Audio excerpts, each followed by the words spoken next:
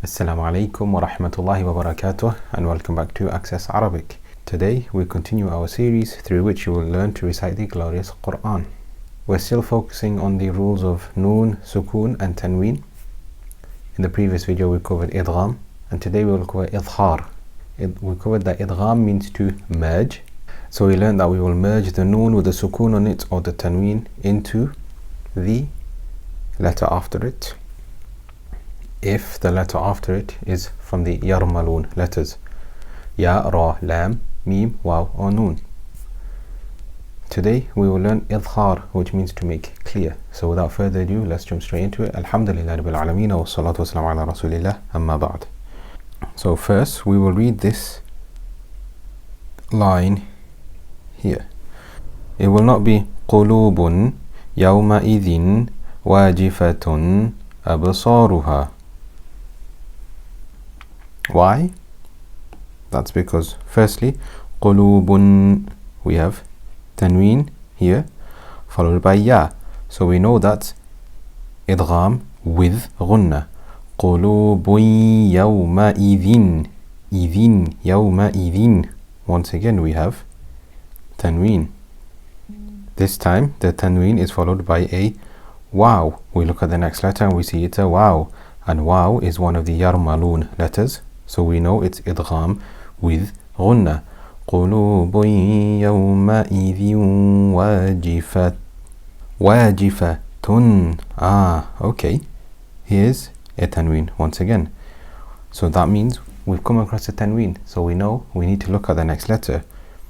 We have Hamza after it, so we still follow the same technique as we learned in the previous lesson. Have we come across a Noon with a Sukoon on it or a Tanween? Yes, we've come across Dhammatan, we've come across two Dhammas. This is Tanween, so that must mean now we have to look at the next letter. Is the next letter from the Yarmalun letters? No, it's not. It's a Hamza. So what do we do now?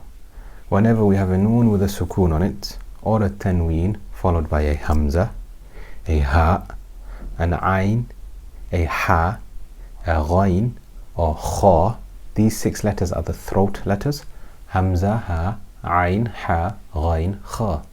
So whenever we have a Noon Sukoon or a Tanween followed by one of these 6 letters, we have to do a rule called Idhar. Idhar means to make apparent. We just read it as it is. We don't do any Idgham, we don't do any Ghunna, we just read it as it's written. So it will be Wajifatun. Okay, now we have a Hamza after it, so that means we just read it as it's written, because Hamza is one of the throat letters. Hamza, Ha, Ain, Ha, Ghain and Kha are the 6 throat letters, so that means we just read it as it's written. So it will be Wajifatun Absaruha. So this whole line will be قلوب يومئذ واجفة أبصارها. We move on to the next one now. سراجا وهاجا. سراجا وهاجا. Sirajan is Tanween. It is followed by a Waw. That's Idgham with Ghunna. Sirajan wahaja. So that's it. This is a very, very, very quick lesson. The rules of Noon with a Sakin and Tanween, and breaking them down to make them simple for you. So now we know when we're reciting the glorious Quran, if we come across a Noon with a Sukoon on it or a Tanween, we must look at the next letter. Is that next letter from Yarmalun? If it is, then we know that we have to merge the Noon Sukoon or the Tanween. We've learnt that if it's one of the Yan Mu letters, we merge it with Idgham. If it's a Ra or Lam, we merge it without. Now we've learnt a second rule. If we come across a Noon with a Sukoon on it or a Tanween, we look at the next letter. If it's not Yarmalun letters, then we must ask ourselves, is it Hamza or Ha, Ain or Ha, Ghain or Kha? If it is, then we do Idhar. We read the Noon with the Sukoon or the Tanween clearly as it's written. No special rules apply. We just read it as it is clearly. This rule is called Idhar. Idhar means to make the Noon with the Sukoon or the Tanween clear, to read it clearly as it is.